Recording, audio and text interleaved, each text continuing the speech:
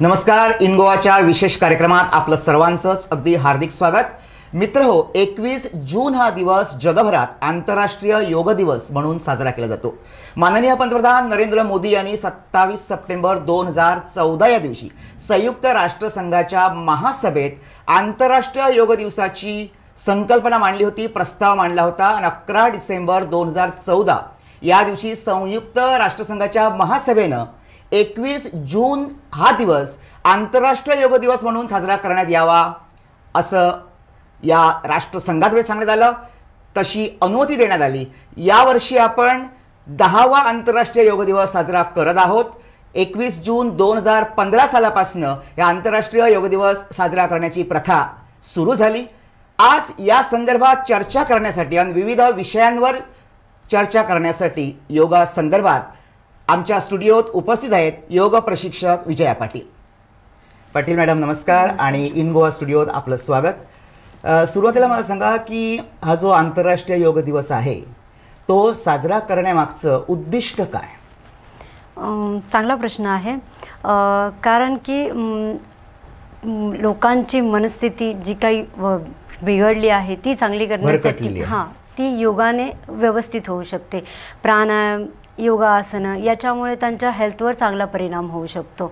त्यामुळे योगा करणं खूप गरजेचं आहे असं मला तरी वाटतं. मला सांगा, आंतरराष्ट्रीय पातळीवर हा जो दिवस साजरा करण्यात येतो तो 21 जून हा दिवस त्यासाठी निवडण्यात आला आहे. याच्या मागचं कारण काय असावं? 21 जून हा दिवस आपल्या बाकीच्या दिवसांपेक्षा मोठा असतो.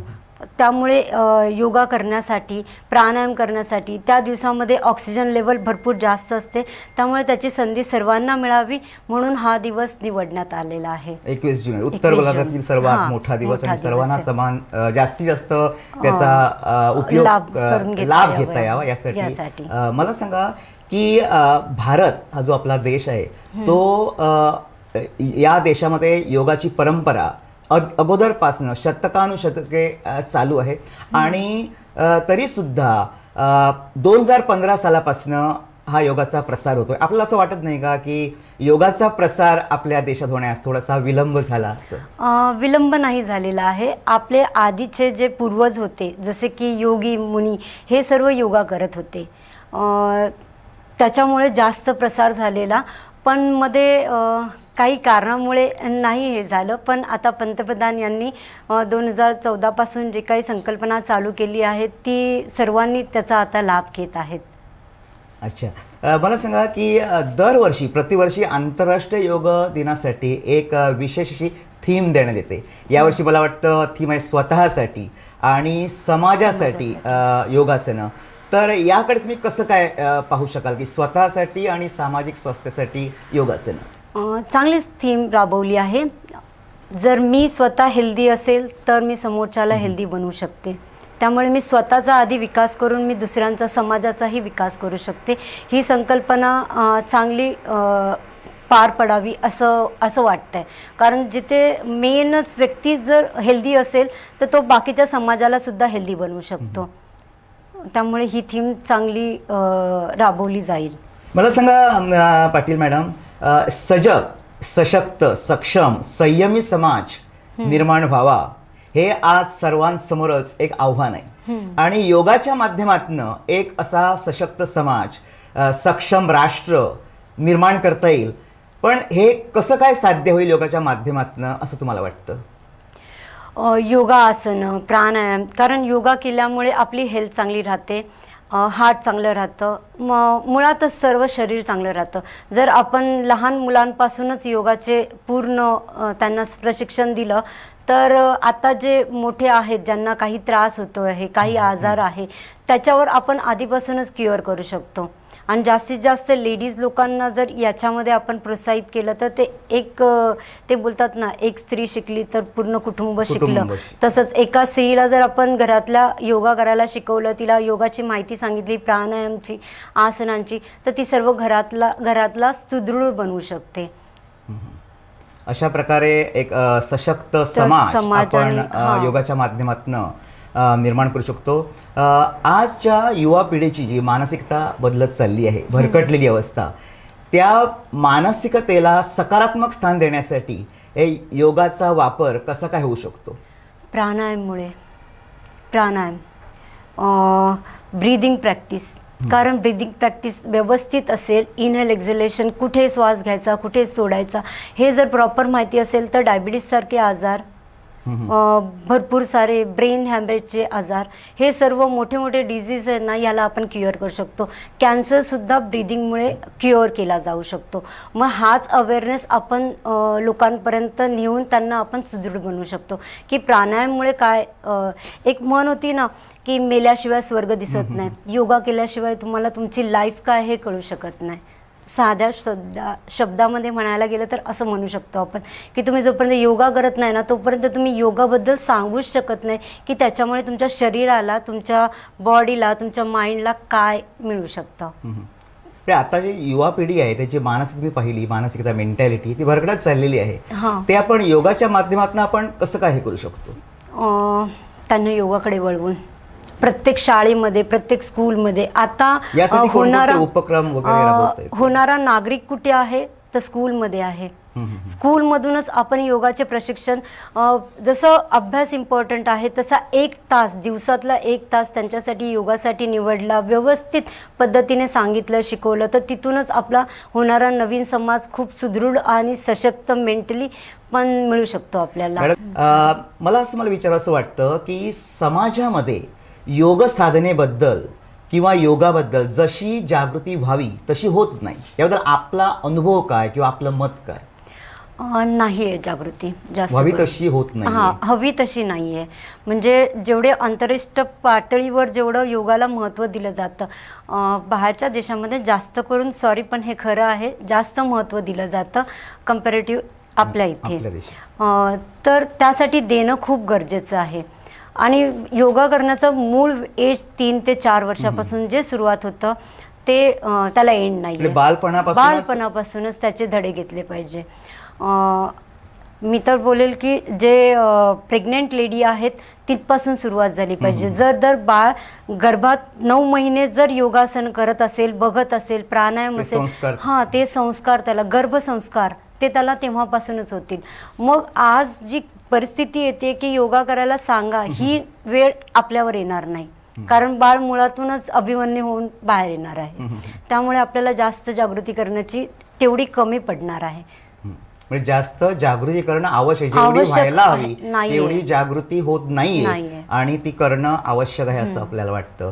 मला सांगा, अशी वेगळी योगासनं आहेत की त्यांचा, अशा विविध योगासनांचा आपल्या जीवनावर परिणाम होत असतो की योग साधना आणि आपलं आरोग्य, याविषयी आपण काय सांगाल आमच्या दर्शकांना? योग साधना, जसं सकाळी योग साधनेचा पहिला म्हणजे स्वतःकडे बघण्याचा उद्दिष्ट, आपण श्वास घेतोय, तो श्वास घेण्याची प्रक्रिया आहे ती व्यवस्थित झाली पाहिजे. मीन्स इनहेल करताना चेस्ट बाहेर, एक्झेल करताना पोट आतमध्ये, प्रॉपर ब्रिदिंग. जेव्हा बाळ जन्माला येतं ना, जन्मलेलं बाळ जेव्हा ते ब्रिदिंग करत असते ना, ते ॲक्च्युअल ब्रिदिंग, त्याचं पोट हलत असतं, ते खरं ॲक्च्युअल ब्रिदिंग आहे. आणि आपण नंतर जसे जसे मोठे होत जातो आपली ब्रिदिंगची पूर्ण सायकल चेंज होऊन जाते. जेव्हा चॅनल ते आपलं चेंज होतं ना, त्याच्यानंतर आपल्या बॉडीमध्ये वेगवेगळे आजार, डिसीज चालू व्हायला सुरू होतात. कारण की आपलं अन्न जे डायजेस्ट व्हायची जी प्रक्रिया आहे त्याच्यामध्ये सुद्धा उलटसुलट होऊन जातं पूर्ण. त्याच्या ब्रिदिंगमुळे हे सर्व होतं. ऑक्सिजन सप्लाय ब्रेनपर्यंत नाही गेलात तर तुम्ही मगाशी प्रश्न विचारलेलात की तरुणांची विचारसरणी त्याच्यामुळेच बिघडली, मानसिकता त्याच्यामुळेच बिघडलेली आहे. म्हणजे हायपर टेन्शन घेणं, BP हाय होणं, ह्यासारख्या प्रॉब्लेम कमी वयापासूनच चालू होतात. तर योगासनं केल्यानंतर तुम्हाला शरीराला जेव्हा ऑक्सिजन, तुमच्या मसलला, तुमच्या ऑर्गन्सला जेव्हा ऑक्सिजन सप्लाय व्यवस्थित पुरवला जाणार तेव्हा तुमची हेल्थ खूप चांगली इम्प्रूव्ह होणार. मी असं ऐकलं की ठराविक ज्या समस्या आहेत त्या ठराविक योगासनं केल्यानंतर त्या समस्यांचं निराकरण होऊ शकतं. ब्लड प्रेशर म्हणा किंवा हृदयविकार म्हणा, हृदयविकाराशी अमुक अशा प्रकारचं योगासन, याबद्दल आपण काय सांगू शकाल? मी म्हटलं ना, सर्व आजाराचा मेन आहे ब्रीदिंग. जेव्हा तुम्हाला ब्रीदिंग व्यवस्थित येणार तेव्हा तुम्ही आसनांमध्ये जाणं आणि आसनांमधून बाहेर येणं हे मेन आहे. म्हणजे प्राणायाम व्यवस्थित व्हायला हवा. मीन्स आता तुम्ही सूर्यनमस्कार करताय, सूर्यनमस्कारमध्ये कुठे इनहेल करायचं, कुठे एक्झेल, म्हणजे तुम्ही नुसतं सूर्यनमस्कार, आज मी 108 सूर्यनमस्कार केले, पण तुम्ही ब्रिदिंग कसं केलं, त्याला महत्त्व आहे. कुठे इनहेल केलं, कुठे श्वास धरला, कुठे सोडला, कुठे श्वास तुम्ही कंट्रोल करून ठेवला, हे भरपूर महत्त्वाचं आहे. जर ते नसेल येत ना, तर तुमचे आसनं लागताना पण तुम्हाला प्रॉब्लेम होणार. जर तुम्ही दिवसाला 12 ते 15 सूर्यनमस्कार डेलीमध्ये करत असाल, त्याच्यामध्ये इन्क्लुडिंग वॉक म्हणजे तुमचं चालणं आलं, बाकी एक्सरसाइज बरोबर तुम्ही जर 12 ते 15 सूर्यनमस्कार कराल तर तुमची हेल्थ खूप चांगली राहणार, सुदृढ राहणार. मग जे तुम्ही कॅन्सरसारखे बाकी आजार बोलतात ते सुद्धा क्युअर व्हायला मदत होणार. आणि आधी आजार झाल्यानंतर औषध घेत असतो, पण योगा अशी चीज आहे की तुम्ही आधीच सुरुवात कराल तर तुम्हाला आज मेडिकलपर्यंत जाऊ शकत नाही तुम्ही. डॉक्टरला जर लांब ठेवायचं असेल हां. तर ऍपल आहे, ऍपल आहे, त्याच्या त्याच्याबरोबर बरोबरच योगा. तर आधी ऍपल खावा मग योगा करा, या अगोदर योगा करावा नंतर ऍपल हा तसंही चालेल, पण योगा आवश्यक आहे, खूप आवश्यक. ठराविक जी योगासनं आहेत ती नक्कीच याच्या आरोग्यावर परिणाम करत असतात आणि समस्यांचं निराकरणही अशा योगासनांच्या आधारे त्यांचं निराकरण होऊ शकतं. बरं सगळं अशा योग म्हणा, प्राणायाम म्हणा, मुद्रा ज्या असतात त्याद्वारे सुद्धा एकाग्रता वगैरे असं माझ्या वाचनात आलंय. त्याबद्दल काय सांगा? ठराविक अनेक प्रकारच्या मुद्रा आणि त्या कशाशी संबंधित आहेत आणि विशेष करून आजच्या शालेय मुलांनी किंवा तरुणांनी त्या कराव्यात जेणेकरून त्यांना लाभ उठवता येईल. हा, योग मुद्रा केल्याने खूप तुमचे डिसीज जे आतमधले आहेत पॉइंट्स, मेनली पॉइंट्स प्रेस केले जातात, त्याच्यामुळे ब्लड सर्क्युलेशन व्यवस्थित होत जातं. ही आधीची टेक्निक आहे जी आपले पूर्वज करत होते, ॲक्युप्रेशर, ॲक्युपंक्चर, त्याच्यामध्येच येतात त्या योगमुद्रा. कारण की सिलेक्टेड पॉइंट्स दाबल्यामुळे आपले पूर्ण नर्व्स पूर्ण म्हणजे ब्रेनपर्यंत आहेत, हार्टपर्यंत आहे, लंग्सपर्यंत आहेत, किडनीपर्यंत आहेत, तिथे तिथे प्रेस झाल्यामुळे तुम्हाला तिथे तिथे तुमचं ऑक्सिजन सप्लाय व्यवस्थित होतं, ब्लड सप्लाय व्यवस्थित होतं, त्यामुळे तिकडचे डिसीज तुमचे कमी होतात. आजाराला आजची जी शालेय मुलं आहेत त्यांचं कॉन्सन्ट्रेशन म्हणा, एकाग्रता म्हणा, याच्यासाठी ठराविक मुद्रा, प्राणायामाबरोबरच ठराविक मुद्रा ही उपयोगी आहेत, होऊ शकतात.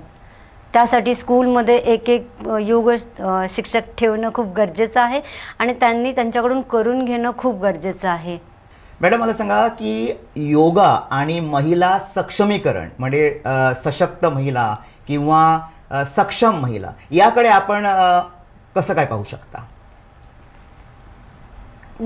जर त्यांना एक्सरसाइज योगा वगैरे करून, प्राणायाम, साधना वगैरे करून त्यांना आपण सशक्त करू शकतो. जर घरातली स्त्री जर सशक्त असेल तर पूर्ण कुटुंब सशक्त असेल.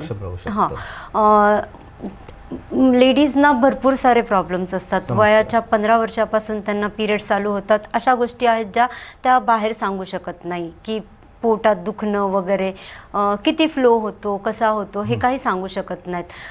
तर त्यांना पहिल्यापासूनच जर योगाची माहिती असेल, त्यासाठी आसनं कुठली करायची असतात, ओव्हर ब्लिडिंग होतं तर त्यासाठी आसनं कोणती करायची, काय खावं काय नाही खावं, हे जर आपण यंग एजच्या मुलींपासूनच जर सुरुवात केली तर ती पुढे जाऊन स्त्री होणार आहे तर तिला आधीच सर्व काही माहिती असेल, मग ती दुसऱ्यांना सांगू शकते. कारण लेडीज जास्त करून शेअर खूप करतात तर त्या अशा गोष्टी खूप लवकर व्हायरल होतील आणि माहिती पडेल. पहिली गोष्ट म्हणजे वयाच्या त्या पाडावर असतात की तेव्हा त्यांना काहीच माहीत नसतं पिरियड्सबद्दल, आणि जेव्हा माहिती होतं तोपर्यंत PCOD, PCOS अशा आजारांनी वेढलेले असतात आणि त्याच्यानंतर डॉक्टरकडे ट्रीटमेंट वगैरे चालू होते. डॉक्टर येऊन शेवटी एक्सरसाइजवरच थांबतात की एक्सरसाइज, डॉक्टर बोलतात याच्यासाठी मेडिसिन नाही आहेत, तुम्हाला योगा किंवा काही एक्सरसाइजच करावी लागेल. त्यावेळेस मग तेव्हा वेळ गेलेली असणार, तर तुम्ही आधीपासूनच सशक्त राहिलात तर पुढे वेळ येणार नाही ती. त्यामुळे त्यांना आधीपासूनच योगा शिकणं खूप गरजेचं आहे. जसं की प्राणायाम आहे, ब्रीदिंग आहे. लहान लहान मुली असतात त्यांच्यावर, म्हणजे लहान मुलांना जास्त करून अभ्यासासाठी फोर्स केला जातात, तर त्याच्यातला 1 तास 24 तासापैकी 1 तास, अर्धा तास प्राणायाम आणि योगासनं करण्यासाठी दिला तर त्याचा इम्प्रूव्हमेंट त्यांच्या अभ्यासात होईल. जे पालकांना हवं असतं की माझ्या मुलाकडून हे मला हवं आहे, अपेक्षा आहे अभ्यासाबाबत, तर ती अपेक्षा तुम्ही इथूनही पूर्ण करू शकता. तर ही चांगली गोष्ट आहे त्यांना पहिलंच सांगणं. मला सांगा मॅडम की योगासनं करताना किंवा प्राणायाम करताना काही नियमांची खबरदारी घ्यावी लागते. हो. याबाबत तुम्ही काय सांगाल की योग साधना करत असताना कोणती खबरदारी घेतली पाहिजे? तुम्हाला योगा करण्याच्या आधी तुमचं पोट 2.5 तास आधी रिकामं हवं आहे. स्वच्छ मॅट, नॅपकिन, पाणी. तुम्हाला थोडंसं घाम आला की तुम्हाला थोडंसं पाणी पिणं गरजेचं आहे. मोस्टली लोक बोलतात की पाणी पिणं नाही पाहिजे, पण थोडंसं पिणं खूप गरजेचं आहे, जेणेकरून पाणी पिल्यानंतर तुमच्या मसलपर्यंत पाणी जाऊन तुम्हाला ऑक्सिजन सप्लाय, क्रॅम्प्स येणं खूप कमी होतं. त्यामुळे ते पिणं खूप गरजेचं आहे. ब्रीदिंगकडे खूप फोकस करणं खूप गरजेचं आहे. आसन लागत नाही किंवा आसन बसताना तुम्ही जास्त वेळ बसू शकत नाही, तर ब्रिदिंगमुळे तुम्ही ते होऊ शकता. बसण्याच्या टेक्निक आहेत, आपण कसं बसायला पाहिजे तेही शिकवलं जातं. योगा झाल्यानंतर तुम्हाला अर्ध्या तासाने 1 तासाने तुम्ही खाऊ शकता. असं सर्व तुम्ही पालन करायला हवं. आणि मला सांगा, योग साधना केल्यानंतर किंवा योगासनं केल्यानंतर किंवा एक्झरसाइज केल्यानंतर आंघोळीचं जे टायमिंग आहे त्याच्यानंतर काय टायमिंग असायला पाहिजे, वेळ मर्यादा? काही वेळा योगा अशी गोष्ट आहे जी तुम्हाला शुद्ध मनाने आणि शुद्ध शरीराने करण्याची गोष्ट आहे. त्यासाठी तुम्हाला उठून पहिलं आंघोळ करून मग तुम्ही योगा आंघोळ केल्यानंतर योगा करायला पाहिजे किंवा एक्झरसाइज करायला पाहिजे.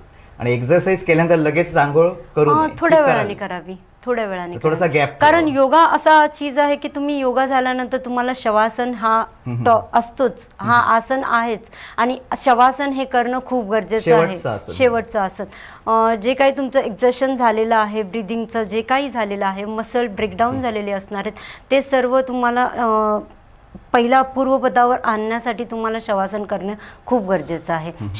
जसे योगाचे आसनांचे वेगळे महत्त्व आहे, तसं शवासनचंही वेगळं महत्त्व आहे. ते झाल्यानंतर तुम्ही करू शकता. मॅडम, आपण बऱ्याच मुद्द्यांवर याबाबत चर्चा केली. या कार्यक्रमामधनं तुम्ही जनतेला तसंच मायबाप सरकारला कोणता संदेश देऊ इच्छिता? मी जनतेला आणि सरकारला संदेश देऊ इच्छिते की तुम्ही जो उपक्रम राबवला आहे तो खूप चांगला आहे आणि तो असाच यशस्वी व्हावा. त्यासाठी तुम्ही प्रत्येक स्कूल, कॉलेज इथे तुम्ही एक योग इन्स्ट्रक्टर निवडणं खूप गरजेचं आहे, ज्यामुळे जी येणारी नवीन भावी पिढी आहे ना ती अशीच घडावी, योगिक घडावी. त्यासाठी, कारण की मानसिकता बदलत चाललेली आहेत, क्राईम्स वाढत चाललेले आहेत, त्याला आळा घालायचा असेल तर तुम्ही योगाशिवाय पर्याय नाही. दर्शको, आत्ताच तुम्ही पाहिलं की योग आपल्या जीवनामध्ये किती महत्त्वपूर्ण आहे. सजग, सशक्त तसंच संयमी समाज निर्माण करण्यासाठी योगाशिवाय पर्याय नाही आहे. परंतु हा जो योगाचा कार्यक्रम आहे किंवा योग साधना आहे ती फक्त योग दिनापुरतीच मर्यादित न ठेवता प्रत्येक माणसानं आपला शारीरिक, मानसिक, भावनिक तसंच सामाजिक आणि आध्यात्मिक विकास करण्यासाठी योगाकडं एक साधन म्हणून बघायला पाहिजे, असं या कार्यक्रमातनं आपण एक अनुमान घेऊ शकतो. मॅडम, तुम्ही या कार्यक्रमात आला आणि अतिशय योगाबद्दल आमच्या दर्शकांना महत्त्वाची माहिती दिली, त्याबद्दल इन गोवातर्फे आपले धन्यवाद.